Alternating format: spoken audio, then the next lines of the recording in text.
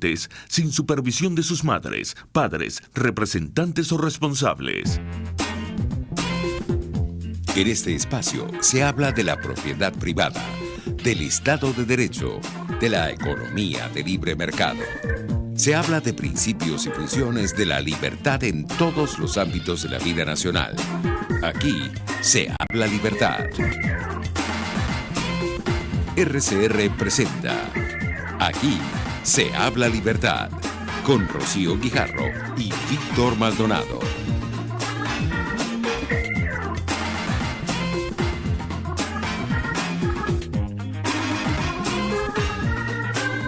Muy buenos días, queridos oyentes de Aquí se habla libertad.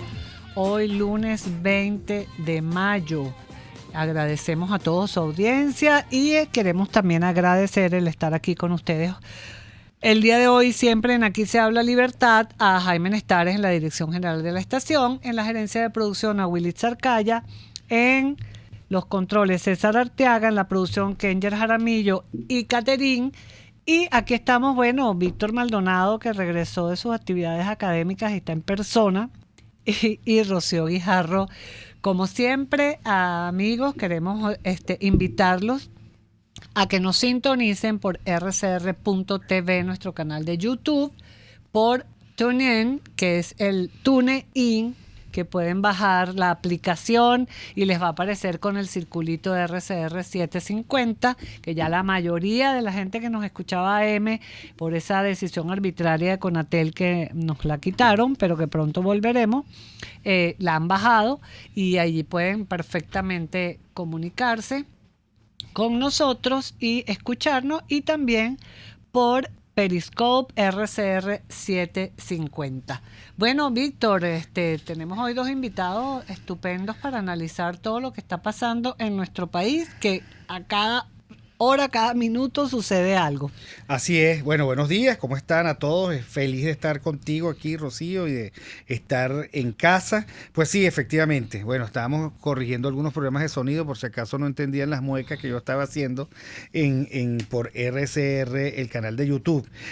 Tenemos, digamos que dos temas importantes. Si tú quisieras, Rocío, ver un resumen de lo que vamos a discutir, valdría la pena este tuit que puso Eric del Búfalo, ¿no? Dice: el esquema de negociación noruego es para conflictos casi irresolubles, por lo que la duración prevista de estos diálogos es pensada en años, un sueño para toda tiranía. Eso es lo que vamos a discutir con Miguel Ángel Martínez Meucci en la segunda parte. Y en la primera tenemos a Roberto Casanova, economista, experto en economía social de mercado, el de los que más y mejor ha hecho el esfuerzo de difundir las ideas de este diseño de Estado muy alemán, en donde digamos que hay todo el Estado que sea necesario, pero se produce todo el mercado que sea posible. Y por supuesto es la mezcla casi perfecta, porque nadie está diciendo que no hace falta un Estado, todo lo contrario, solo hace falta el Estado limitado al cumplimiento de sus atribuciones. Ahora, yo no sé si ya estamos en contacto con Roberto Casanova. Bienvenido, Roberto. ¿Cómo estás? Hola, Roberto. ¿Cómo estás? Hola, Víctor. Hola, Rocío. ¿Cómo están ustedes? Bienvenido. Aquí se habla libertad. Bueno, Roberto, el siempre pensar en la economía social de mercado supone un punto de partida en la realidad. En Venezuela nosotros tenemos una larga tradición estatista, una presunción de que el burócrata sabe más que la sociedad y que por supuesto tiene muchísima más sabiduría que el mercado, y una pretensión de parte del Estado de manejar empresas, de ser capitalista, de el administrar los recursos del país. Ahora, como todo sueño puede terminar en amargos despertares, bueno, ya sabemos en qué consiste cuando el Estado ejerce el rol de monopolista, ¿no? Sí, yo creo que efectivamente lo que tú refieres es parte de la historia venezolana, pero no solamente venezolana, por cierto, también es una tendencia que ha estado presente en muchos países durante todo el siglo XX y lo que va del XXI. Pero siendo cierto, todos los comentan, yo diría que esa es la mitad de la historia, porque la otra mitad implica que muchos grupos de intereses durante mucho tiempo también han evadido la exigencia, la disciplina que implica tener que competir en los mercados nacionales e internacionales, y han preferido más bien a través de influencia en las decisiones públicas, protegerse o crear mecanismos que finalmente le permiten capturar renta, que es el término que los economistas usamos para definir ese fenómeno. Capturar renta significa fundamentalmente influir en los centros de decisión estatal para obtener beneficios particulares. Entonces digo que es la mitad de la historia porque al fin y al cabo el Estado no crece por sí solo, o no crece solo porque los políticos lo estén haciendo crecer, sino también porque muchas veces grupos de intereses diversos, empresariales, gremiales, sindicales, etcétera, presionan al Estado, pero no para que crezca, no es el fin que crezca, sino para que ellos obtengan ciertos beneficios particulares. Este tipo de aproximación, por cierto, más equilibrada, es la que caracteriza la economía social de mercado, que no es una posición, como ya adelantaste, antiestatista, por definición, tampoco es una propuesta proempresarial, es más bien una visión de la economía, de la política, que implica diseñar instituciones que hagan que efectivamente las instituciones estén al servicio del interés general y no al servicio de intereses particulares. Es una visión de economía política propiamente. Roberto, eso que tú dices es muy importante y me gustaría que tú compartieras con nuestros oyentes cuáles son los compromisos de este orden social llamado economía social de mercado. ¿A qué se compromete el Estado? ¿Y qué exigencia le plantea al mercado? Porque efectivamente tienes razón y no podemos dejarlo pasar. Cuando existe el socialismo es una alianza contra natura entre empresarios, como tú lo planteas, que buscan protección y un Estado que lo concede supuestamente y que al final, se le descalabra todo. Pero ese es otro cuento. ¿Y por qué los empresarios venezolanos le tienen tanto miedo a la competencia? Yo pensaba hasta hace poco que con lo que han pasado los empresarios ahora, con lo que han tenido que hacer los empresarios para sobrevivir en medio de esta intervención y violación de la propiedad, yo pensé, lo mínimo que va a ocurrir es que estos empresarios van a salir, pero corriendo hacia el mercado a competir, que es más fácil que enfrentar a un Estado totalitario, y no.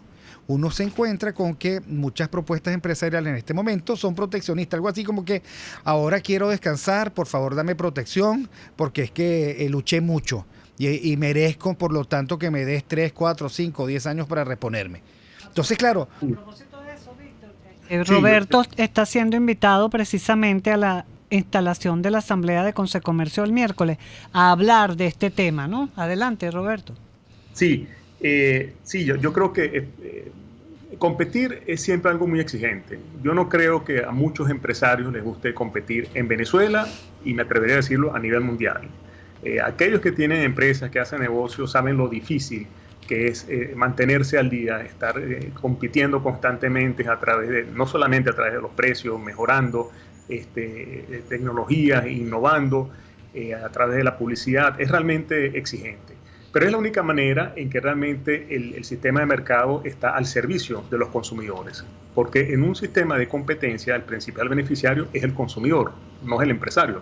El empresario le puede ir muy bien si efectivamente logra generar bienes y servicios que satisfacen a los consumidores y que le agregan valor a los consumidores.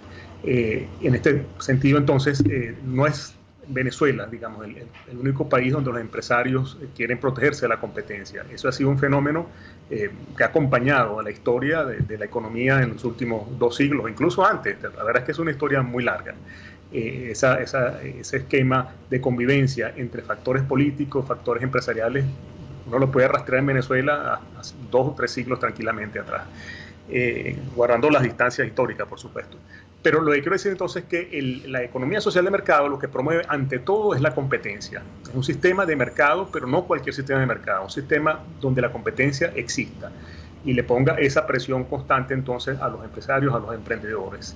Esto lo hace no solamente promoviendo, digamos, cuidando el Estado de Derecho, cuidando los derechos de propiedad, etcétera, sino también la economía social de mercado es muy exigente en cuanto al tema de los monopolios.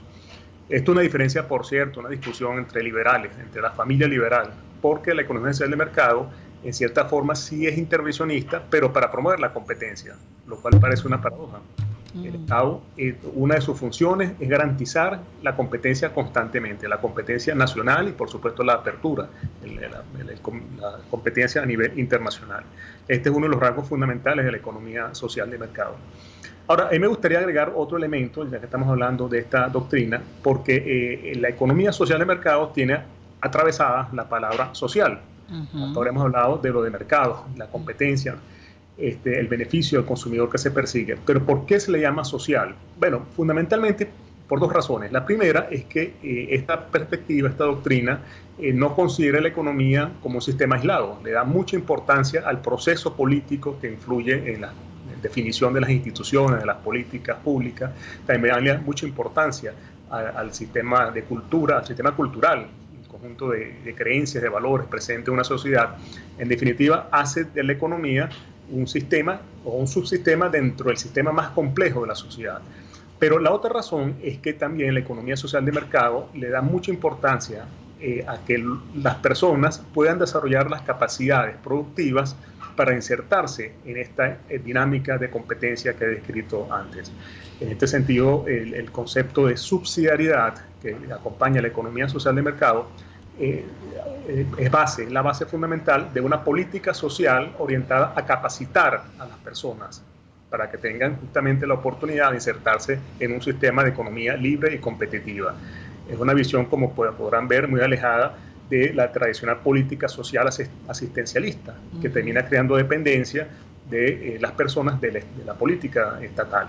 Aquí más bien es una política social en cierta forma independizadora, que lo que promueve es que los individuos se hagan libres y responsables. Así es. Ahora, Roberto, ya que tú, digamos, has estudiado tanto la economía social de mercado, porque aquí ha habido, creo yo, experiencias fallidas, burocráticas, incomprensibles, alejadas de la realidad, cuando se ha intentado promover la libre competencia, porque es que eso se transforma en una superintendencia, y una superintendencia que, digamos, no sé qué hace. Pero y bueno, yo no sé si Venezuela es un buen ejemplo de mercado en algún momento como para eso. Ahora, ¿cómo tú luchas contra los monopolios privados en unas economías tan nuevas? Me pongo de referencia. ¿Cómo tú luchas contra el más importante generador de software que tiene un lugar prominente en el mercado porque así lo quieren los consumidores? ¿Y cómo diferencias eso del manejo indebido de la libre empresa? O sea, ¿cómo desde la reflexión del ordoliberalismo eso se ha resuelto? Porque es muy fácil, ¿no? Decir, tienes demasiado éxito, tu éxito, por supuesto, se mide en el porcentaje de mercado que tienes y por lo tanto yo llego aquí y te digo hasta aquí. Ahora, ¿a cuenta de qué y cómo? Sí, excelente pregunta, porque fíjate, cuando hablamos de una empresa exitosa que puede llegar a tener un porcentaje muy alto del mercado respectivo, no estamos hablando de un monopolio, no necesariamente. Una persona puede, digamos, ser preferida por los consumidores y puede terminar teniendo un porcentaje, repito, muy grande del mercado respectivo. Cuando hablamos de monopolio hablamos de otra cosa. Cuando hablamos de monopolio hablamos de empresas que están impidiendo, normalmente con apoyo del Estado, por cierto, que están impidiendo a otras empresas que entren a competir en su sector respectivo. Estos monopolios son inevitables en algunos casos. Por ejemplo, la distribución eléctrica. No puede haber en una misma ciudad varias empresas ofreciendo el mismo sistema de distribución eléctrica. Eso es un monopolio natural. Pero en otros casos, por ejemplo, a través de políticas proteccionistas implementadas por el Estado, algunas empresas terminan entonces impidiendo que otras empresas internacionales muchas veces entren a competir. Entonces hay que diferenciar, y eso es un punto importante, entre tener un monopolio y ser exitoso. De hecho, normalmente las empresas que necesitan el apoyo del Estado para poder existir no son propiamente exitosas. Si tuviesen que competir, les iría muy mal. Ahora si terminan siendo mercantilistas. Claro, ahora Roberto, perdona que te interrumpa. Si necesitas al Estado para hacer monopolio, porque efectivamente los monopolios obstaculizan las barreras de entrada de los otros, ¿cómo es que desde el Estado se puede luchar contra el monopolio? Y eso refiere a mi primera pregunta. ¿Qué tipo de Estado necesitamos para el ordoliberalismo? Claro, sí. El asunto es que en Venezuela no solamente tenemos que diseñar una buena y eficiente política y transparente, política antimonopólica. El problema es que en Venezuela estamos hablando de un Estado fallido. Estamos hablando de un sistema de instituciones que ha colapsado. Entonces, nos estamos refiriendo a una reconstrucción ya no solamente de la economía, estamos hablando de una reconstrucción propiamente del orden institucional o de un nuevo orden institucional. Y entonces, bueno, aquí hay un tema importantísimo de capacidades gubernamentales para acometer las distintas tareas que tienen por delante. Una de ellas, entre tantas, es esta que estamos hablando, la política antimonopólica. Lo interesante de esto es que hay una experiencia internacional importante, antigua, importante sobre estos temas. Yo creo que en este sentido Venezuela tendrá que, también en otros, tendrá que apoyarse en experiencias internacionales de agencias antimonopólicas que, bueno, funcionan y han funcionado en otros países. Las agencias antimonopólicas efectivamente constituyen un tema muy delicado porque lo que puede ocurrir es que, ya ha ocurrido lamentablemente en varios países, es que las agencias antimonopólicas terminan siendo capturadas por las empresas que estaba destinada a regular. La tentación es muy grande, la tentación de grupos de interés de capturar una agencia antimonopólica para evitar justamente que les exija competir. Eso ha ocurrido y es quizás el punto central de todo esto.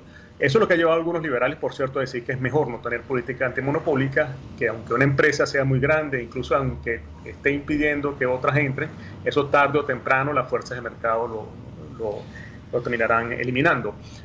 Yo creo, sin embargo, bueno, lo planteaba el ordoliberalismo, el problema realmente es que cuando hay mucho poder económico acumulado en empresas monopólicas, cuando hay mucho poder económico acumulado, es inevitablemente ese poder económico entra en relación con el poder político.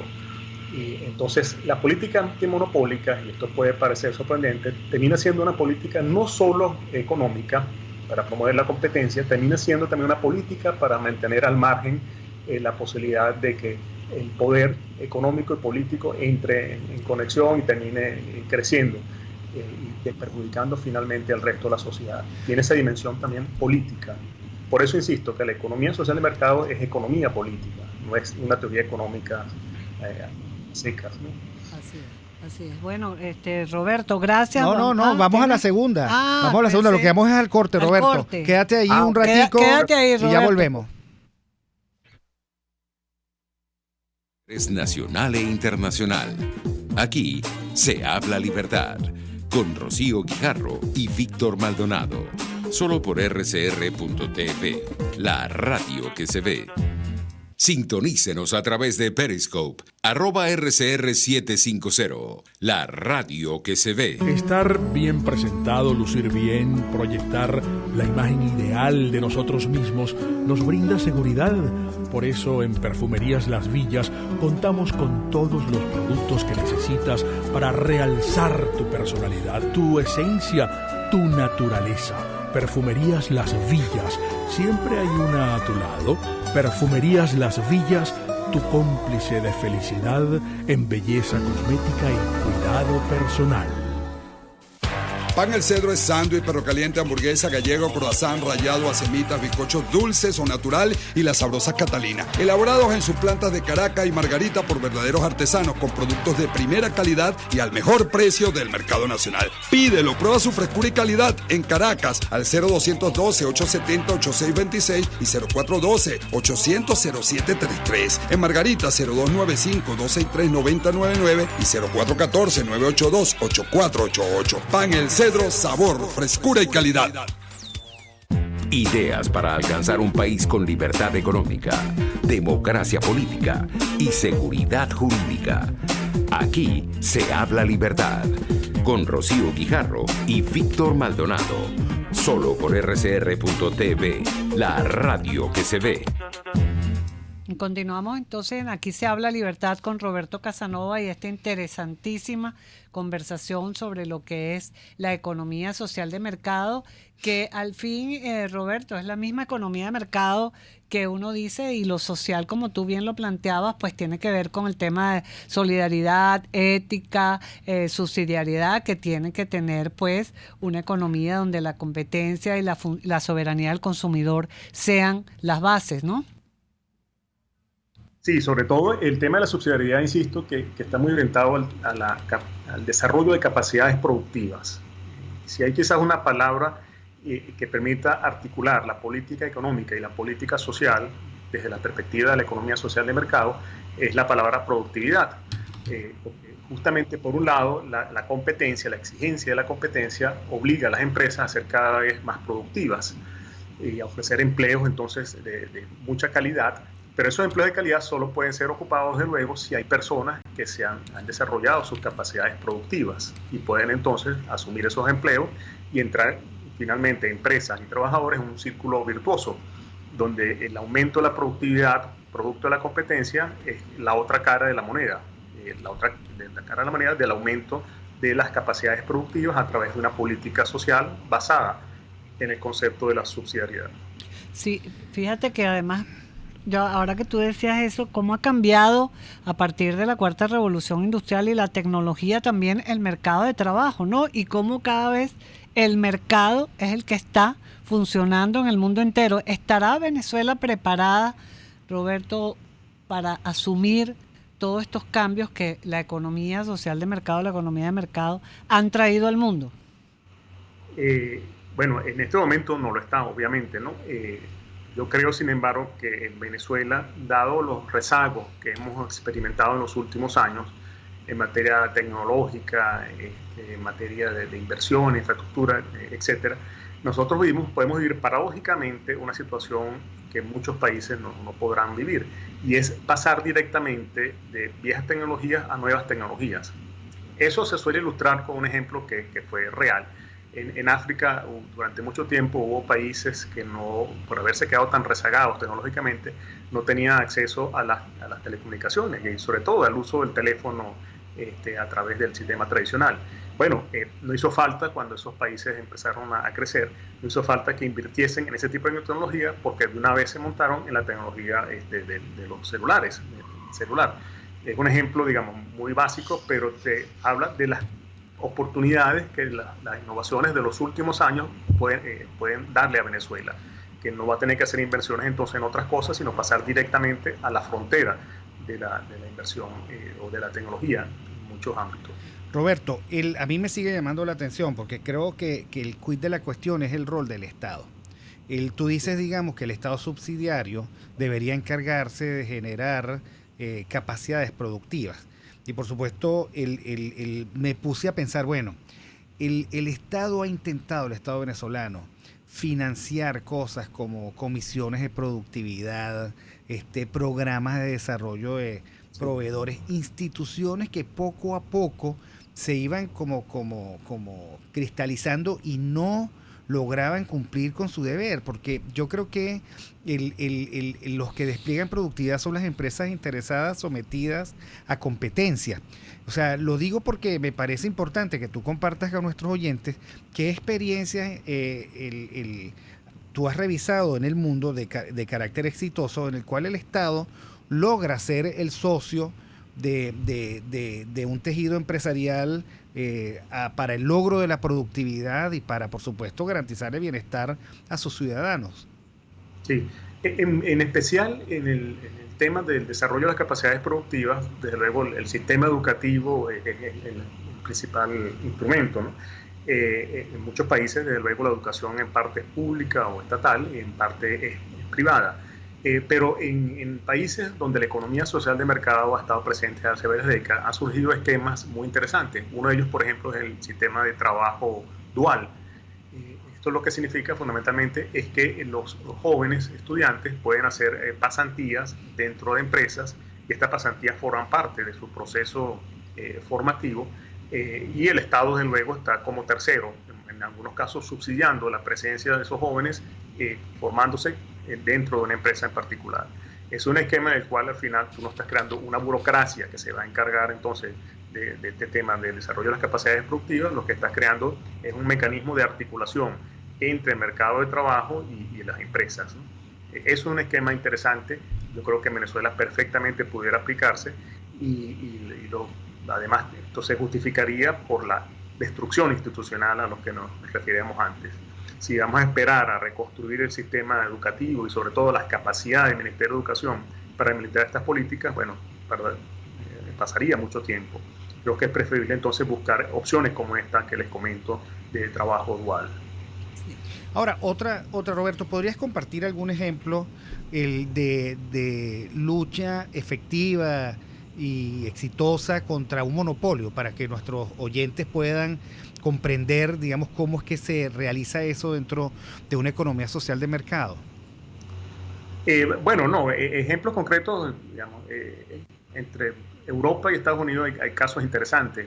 Por ejemplo, en grandes empresas en materia de servicios digitales, como puede ser Google.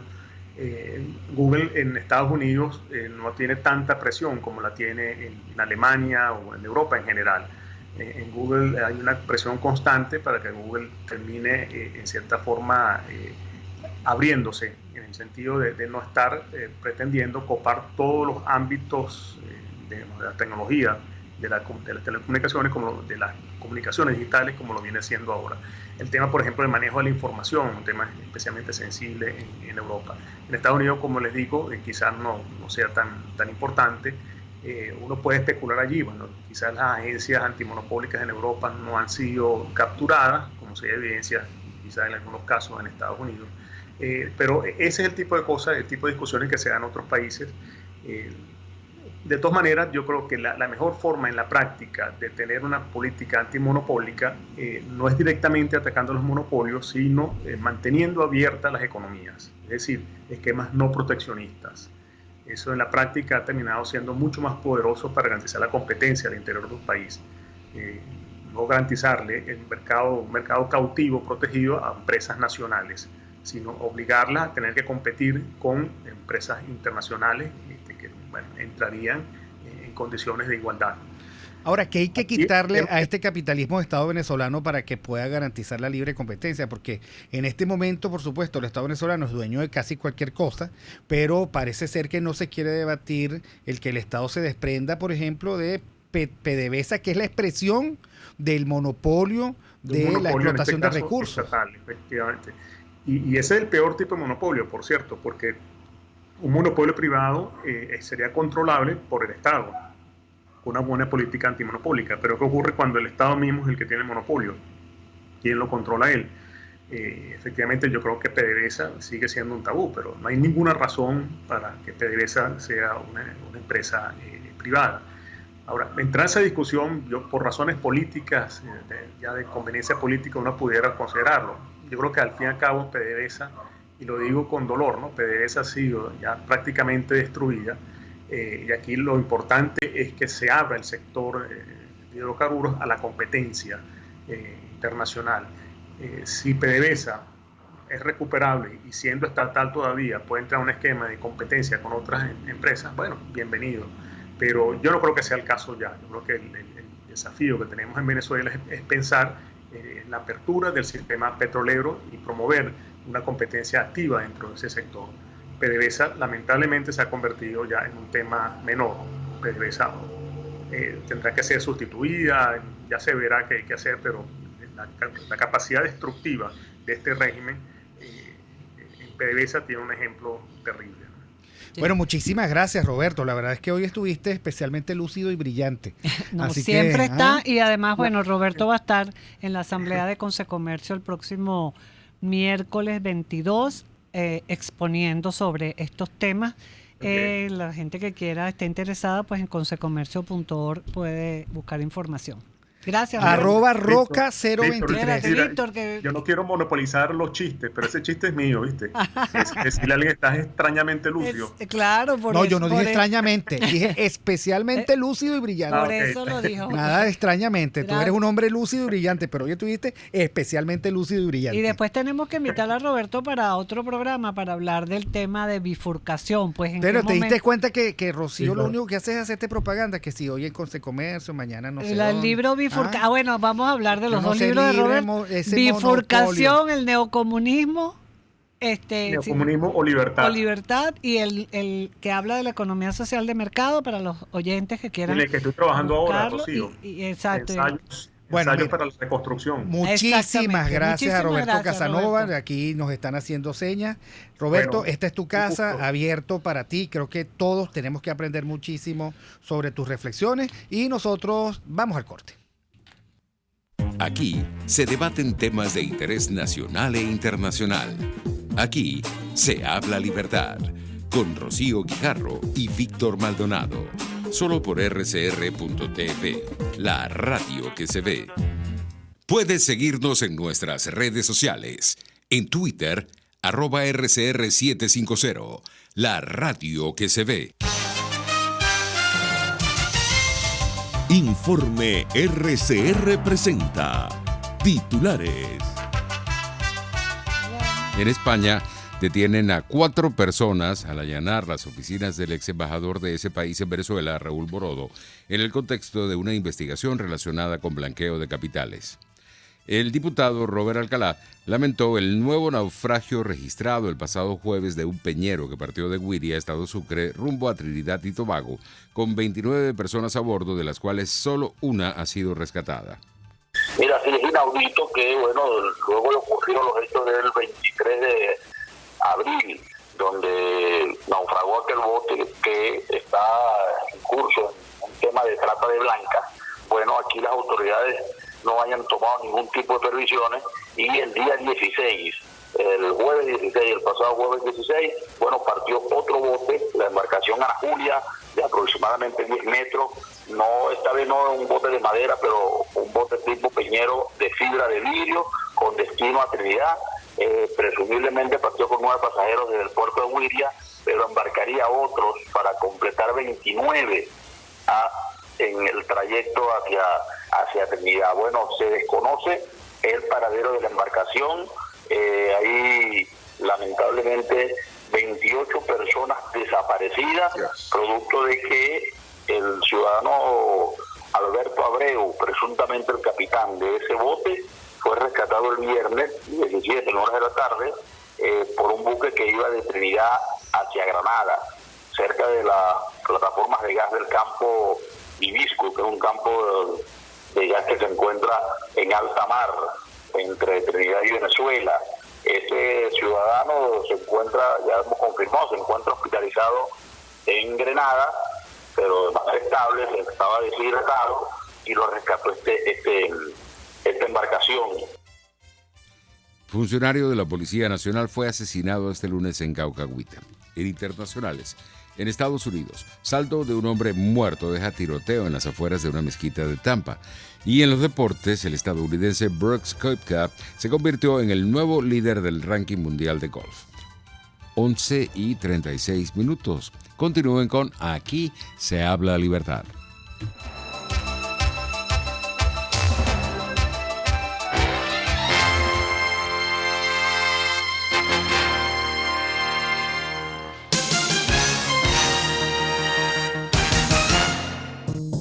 ¿Eres pintor, escultor, tallas en madera o te dedicas a las artes plásticas? En Ávila Gallery recibimos tu obra y le damos el trato que te mereces. Estamos en el lobby del Hotel Ávila de San Bernardino. Síguenos por @AvilaGallery1 o llámanos al 0414-127-4060.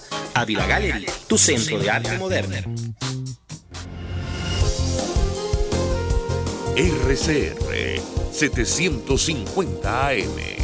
Porque lo bueno une. Usted está escuchando Aquí se habla libertad, con Rocío Guijarro y Víctor Maldonado.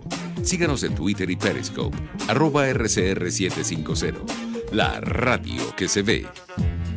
Y continuamos con Aquí se habla libertad. Víctor, no sé si ya tenemos a nuestro próximo invitado. Sí, nada más y nada línea. menos que Miguel Ángel Martínez Meucci, sí, profesor señor. de estudios políticos, doctor en conflicto político y procesos de planificación. Y además profesor de la Universidad Austral de Chile. Y además autor de un libro muy importante, sí, Apaciguamiento, uh-huh. Porque Apaciguamiento es nada más y nada menos que la narración analítica Uh-huh. de el primer diálogo que se intentó, y fue el primero también como jugada política que ganó el gobierno. Miguel, bienvenido. Hola, Miguel. Buenos días. ¿Y quién mejor que Miguel Martínez Meucci para hablarnos entonces de otra vez el intento de diálogo que se está llevando a cabo en nuestro país?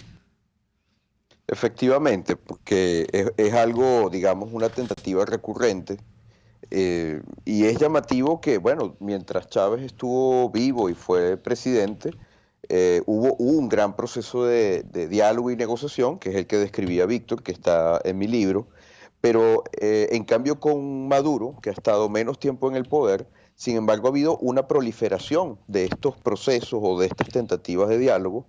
Recordemos, por ejemplo, en el 2014, después también a finales del 2016, luego se volvió a hablar de esto en República Dominicana y ahora estaríamos en el cuarto intento dentro de 6 años que ha estado Maduro en el poder. Entonces ahí es evidente que hay una predilección por parte de Maduro y de su cúpula de poder para, digamos, emplear este tipo de mecanismos como una forma de, bueno, tratar de buscar estabilidad política, pues.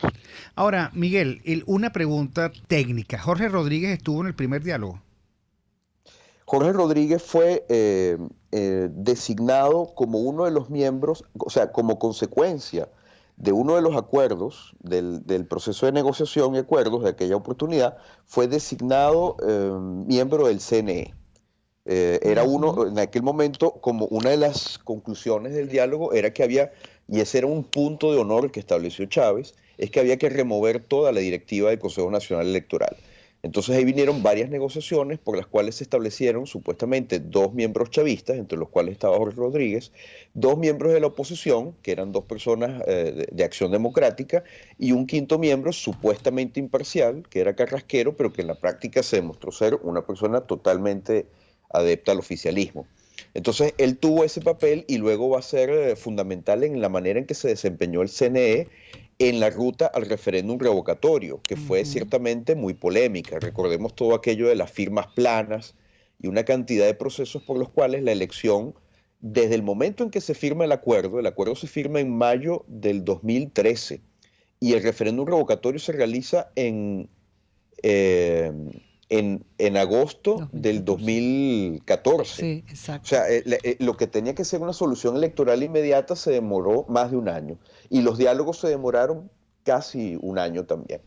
Claro. Bueno, ahora, tú hiciste un hilo de Twitter muy interesante, que además decía Rocío, el que se habían convertido en virales. Sí, en virales. Y recomendamos a nuestra audiencia, pueden seguirlo por Martínez Meucci, C, el Meucci, con C, para que vean el interesante hilo donde aborda esta situación el profesor Martínez Meucci. Y que seguramente nuestro equipo técnico de @RCR lo va a poner debe en estar RCR. colocando. Ahora, interesante porque dice, bueno, que el objetivo de la lucha actual es la recuperación política, económica y social de Venezuela. Y que esto solo es posible mediante un cambio de régimen político. O sea, transferencia de un poder de un grupo político a otro y nuevas reglas del juego. En este momento en el que hay 2 presidentes, el legítimo, que es el presidente Guaidó, y al que necesitamos que cese en la usurpación, que es el otro. Bueno, parece ser que están sentados en Noruega. Ahora, ¿cómo se resuelve una circunstancia como esta, donde hay 2 presidentes? ¿Cómo se resuelve esto desde el punto de vista de la transferencia del poder de un grupo político a otro, con nuevas reglas del juego? Verdaderamente no hay una receta escrita para la resolución de ningún conflicto, ¿no? Todo conflicto en el momento en el que de alguna manera se sale de la posibilidad de ser dirimido a través del curso normal de las instituciones, se convierte en una especie de tierra de nadie en donde se impone la fuerza de los bandos en conflicto. Ahora, más allá de eso, que es una idea general, el conflicto venezolano es sumamente particular, porque recordemos que en buena medida toda esta metodología para los diálogos de paz y resolución de conflictos tiene que ver con conflictos esencialmente o bastante más simétricos de lo que es el conflicto venezolano. O sea, de conflictos armados en donde tenemos varios bandos que usan las armas, que se disparan, donde hay bajas de ambos lados y donde no hay, bueno, sí, estamos en guerra en ese sentido. En cambio, en el caso de Venezuela, lo que tenemos es un gobierno que se ha salido de todos los parámetros de la democracia frente a una población que ha recurrido a la vía electoral hasta que ya se hizo imposible, que ha recurrido a la movilización callejera hasta decir basta, y que además cuenta con el apoyo de las principales democracias del mundo. y donde en cambio el papel de Maduro está siendo respaldado por autocracias. Estamos hablando de Rusia, de China, de Cuba, de Turquía. Entonces, es una situación totalmente asimétrica, en donde una negociación no puede ser como firmar un cese al fuego, o donde no puede ser una cuestión en donde ambos están interesados en que sus muertos sean reconocidos, que puedan, o sea, lo que se está reclamando es completamente diferente de un lado y del otro. Y del lado de Maduro lo que se está buscando es la posibilidad de permanecer en el poder, y hay dos objetivos básicos con la propuesta de negociación. Uno, ganar tiempo. ¿Por qué? Porque los regímenes autocráticos permanecen en el tiempo, no tienen fecha de salida. Uno no sabe cuándo Putin va a abandonar el poder, o cuándo va a abandonar el poder Erdogan, que son los aliados, o Díaz-Canel, el de Cuba. Pero en cambio sí sabemos cuándo van a salir de la presidencia Piñera, Macri, Duque, Trump, etc. Entonces, esto hace que el apoyo internacional de las democracias tenga momentos álgidos, pero con el tiempo tiende a diluirse porque los gobiernos cambian, mientras que en cambio el apoyo de las autocracias entre sí dura mucho tiempo. Entonces, por eso para Maduro es fundamental ganar tiempo. Y lo otro que ellos están buscando en la negociación es que se levanten las sanciones que ha impuesto fundamentalmente el gobierno norteamericano, pero también otros. Ahora, la paradoja para la oposición es que si acepta negociar esto, pierde precisamente la presión que ha llevado a Maduro a buscar alguna forma de negociar. Entonces se convierte en un sinsentido, una negociación directa con Maduro o con los negociadores de Maduro. Sí. Ahora, tú planteas en tu hilo de Twitter que, insisto, recomiendo que se lean los 12, los 13, los 17 tweets que puso Miguel Ángel Martínez Meucci. Planteas lo siguiente: lo importante sería tratar de quebrar la coalición gobernante. La pregunta que yo hago es, en esa negociación en Noruega, ¿tú crees que el formato de esa negociación permitiría un quiebre de la coalición? Y como lo que es bueno para unos es bueno para otros, el régimen podría estar pensando lo mismo. Lo importante es quebrar la coalición desafiante, y la verdad es que a ese diálogo fue voluntad popular, con la ignorancia en el sentido que no sabía de PJ, con un tibio, muy frío respaldo de Acción Democrática, y por lo que vimos con algo de respaldo de Un Nuevo Tiempo. Y se le ha formado, por supuesto, una crisis al presidente Guaidó, porque nadie se explica cómo avanza en eso. O sea, ¿quién sale ganando y quién sale perdiendo cuando se trata de plantear una relación de fuerza que tú dices es la combinación inteligente de varias formas de acción política? Desde mi punto de vista, y bueno, dando por asumido que yo no conozco todos los particulares del caso, uno siempre tiene, cuando aborda estas cosas, tiene que reconocer que hay muchas cosas que desconoce, pero con lo que uno conoce hasta el momento, yo creo que el momento en el que esto se da a conocer, además entiendo que es precisamente el gobierno quien filtra, o sea, Maduro y su gente, quienes filtran que existen unos contactos previos en Noruega. Entonces, quizás ahí vale la pena explicar brevemente cuál es la metodología general que se emplean en estas mediaciones o facilitaciones de diálogo a través de los noruegos y de otros organismos que median en conflictos. Siempre hay una fase previa de pre-negociación, que son unos contactos preliminares, generalmente secretos o por lo menos discretos, en donde se busca hablar con negociadores que generalmente son representantes de los dos grupos más moderados de los grupos en conflicto. ¿Para qué? Para crear un canal de confianza, para lo cual se presta un territorio como el de Noruega, donde estas personas pueden salir, sentirse en confianza, etcétera, e ir tanteando la posibilidad de una agenda de temas a negociar. Entonces, eso a veces no llega a ninguna negociación, a veces sí, a veces se establece un plan de negociación. Pero como tú señalabas, Víctor, el hecho de que en este momento se haya filtrado y que tengamos declaraciones, por ejemplo, de Ramos Alup o de Borges, donde dicen que ellos desconocían estas tentativas, bueno, evidentemente hace ver que así, o sea, el solo impacto de esto ante la opinión pública es que las fuerzas de la alternativa democrática están divididas frente a este punto, y en cambio esto vuelve a colocar a los negociadores de Maduro en el centro de una eventual negociación. Porque recordemos que lo que se hizo visible el pasado 30 de abril es que más bien Maduro y Diosdado Cabello habían sido madrugados por contactos que se habían estado teniendo con figuras como Padrino López y el antiguo director del SEBIN, etcétera, en donde esas personas habrían estado en negociaciones con, yo no sé si con los Estados Unidos o con quién, pero en todo caso Maduro y Diosdado reaccionan haciendo ver que ellos no estaban, que ellos estaban siendo negociados más que ser los negociadores. Entonces lo que vemos es que el de Noruega es que es una movida que ciertamente los vuelve a colocar en el centro de una eventual negociación en caso de que ésta se diera finalmente, mientras que la alternativa democrática ha manifestado sus propias disensiones públicamente con respecto a esto. Sí, fíjate. Vamos al corte, Rocío, y dejamos tu pregunta, que seguramente va a ser muy interesante para que el regreso. Y agradecemos a Miguel Martínez Meucci que se mantenga en el aire.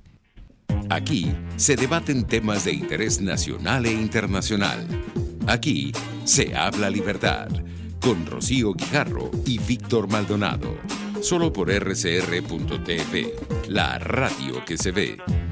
Puedes seguir nuestra programación a través de rcr.tv, la radio que se ve. En CAESPOR no hay límites ni obstáculos a la hora de enviar tu carga, sea marítima o aérea. Puedes enviar desde palillos hasta contenedores de cualquier capacidad. Recuerda que CAESPOR son especialistas en envío de cargas, consolidación, reempaque y te ofrece casilleros gratis en USA. Infórmate en USA por el 1305-514-2500. En Panamá por el 507-395-1134. En Venezuela por el 0241-775-5575. CAESPOR, déjalo todo en nuestras manos. En RCR somos vanguardia. Toda la programación de tu RCR también la puedes seguir a través de la internet. Audio y video en tiempo real. Noticias y mucho más. No te pierdas ni un segundo de nuestra programación. No hay excusa ni cadena que valga para que dejes de escucharnos.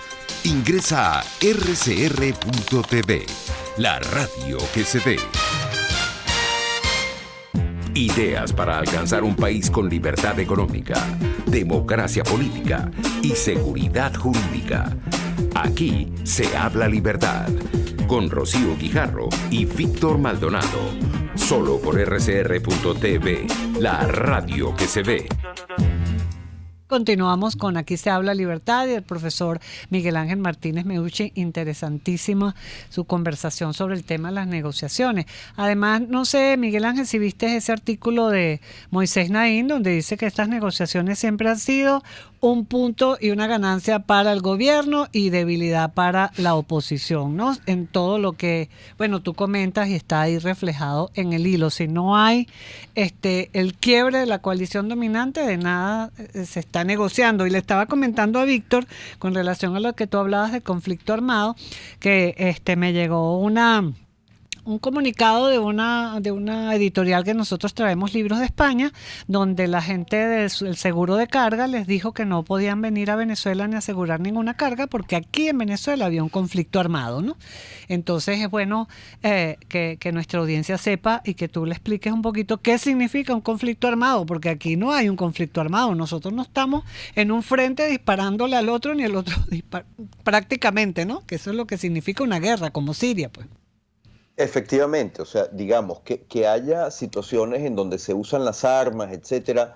Bueno, se puede hablar quizás de una conflictividad, de un tipo de situación en la cual efectivamente hay muchas bandas, muchos grupos militares, paramilitares, parapoliciales, fuerzas irregulares extranjeras que operan en Venezuela. Pero el problema es que casi todos esos grupos armados están de alguna manera de acuerdo entre sí. O sea, quienes de alguna manera, y todos ellos están, por así decirlo, en una posición de explotación y de actitud depredadora frente a la nación y frente a la población civil que está desarmada. Uh-huh. Y que no ha habido en 20 años del chavismo un levantamiento armado, ni nada que pueda hablar de un conflicto que pudiéramos llamar simétrico. Entonces, lo que tenemos es una situación que muchas personas han denunciado como un Estado al mismo tiempo fallido y forajido. Estas son definiciones que, bueno, deberían siempre tratar de pulirse porque hay muchos matices al respecto, pero en todo caso a lo que se hace referencia, que es un Estado en donde los órganos públicos no cumplen con sus funciones básicas que deberían tener en un Estado democrático, de suministrar a la población los servicios básicos y que haya un imperio de la ley, y que en cambio el Estado, las instituciones del Estado están siendo usadas por grupos para el expolio de las riquezas públicas y privadas de la nación.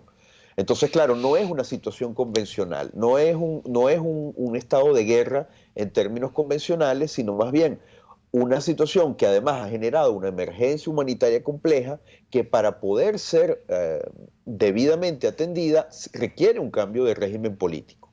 Y ese es un poco el drama en el que estamos ahora. Por eso yo decía que el enfoque orientado a la resolución del conflicto no puede ser neutral.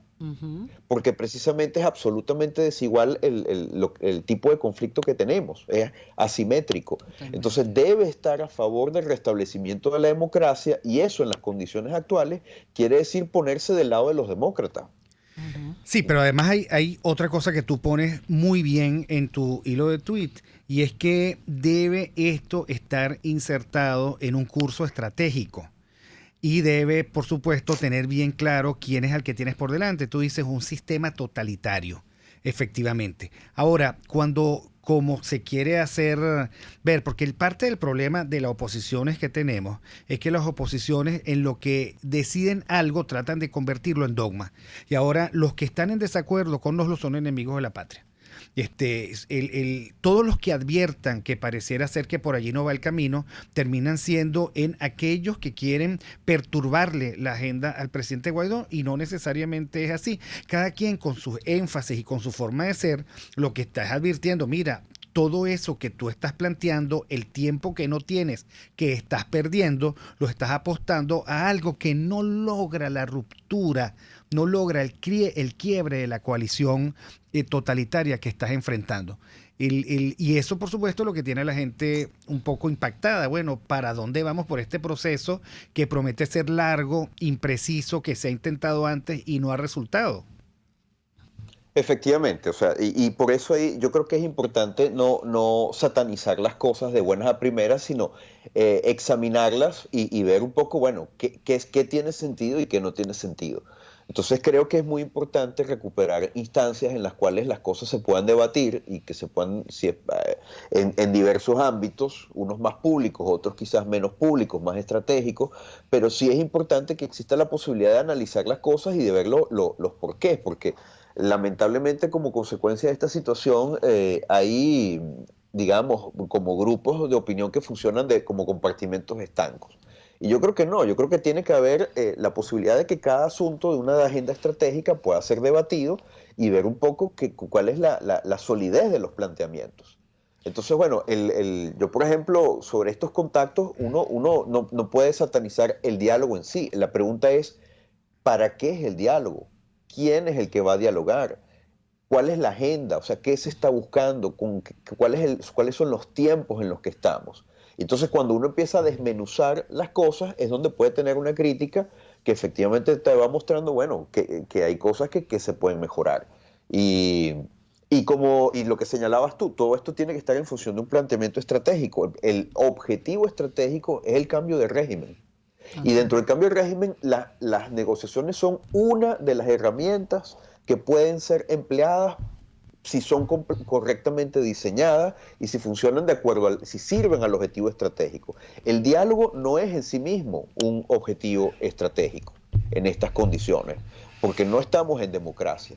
Y con respecto, por ejemplo, al artículo de Moisés Naim que mencionaba Rocío, bueno, efectivamente, Moisés señala todo a lo largo del artículo que los diálogos no han funcionado, pero la conclusión al final es, bueno, pero al final tendríamos que otra vez hablar. Bueno, sí, en términos generales, por supuesto que todos estamos buscando una situación en donde nos podamos entender. La pregunta es si eso es posible y con quién. Así es. Porque efectivamente hay actores para los cuales el entendimiento significa su salida del poder. Y eso uno lo tiene que tener claro. Así es. Bueno, muchísimas gracias al profesor Miguel Ángel Martínez Meucci por esta aleccionadora conversa con nuestra audiencia de Aquí se habla libertad. Les recomendamos que lo sigan, @Martínez Meucci con @C, para que se enteren de todas sus opiniones muy importantes sobre estos temas de actualidad para nuestro país. Y ya terminamos nuestro programa por el día de hoy. Aquí se habla libertad.